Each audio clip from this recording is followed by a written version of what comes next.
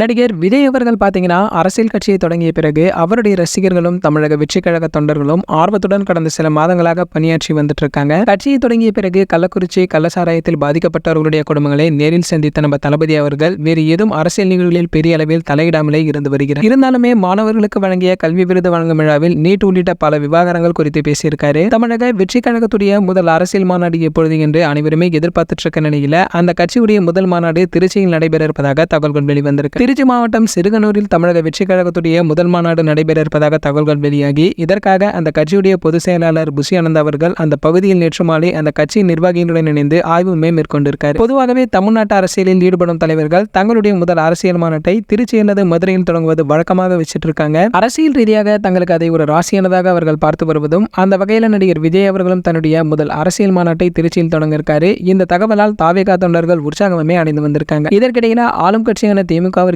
இது பிடிக்கவில்லையா? காரணம், இந்த மாநாடு நடைபெற்றால் கண்டிப்பாக தளபதியுடைய அரசியல் செல்வாக்கு அதிகரிக்கும் என்பதால் தான். சரி, ஓகே, இது போன்ற நம்ம தளபதி பற்றி வெளியாகும் அனைத்து செய்திகளை நீங்க உடனே தெரிஞ்சுக்க நம்மளுடைய தளபதி டாக்கீஸ் என நம்ம சேனலை சப்ஸ்கிரைப் பண்ணிக்கங்க. பக்கத்தில் உள்ள பெல் ஐகானை கிளிக் பண்ணிட்டீங்கன்னா நீங்க நம்ம வீடியோவை மிஸ் பண்ணாம பார்க்கலாம்.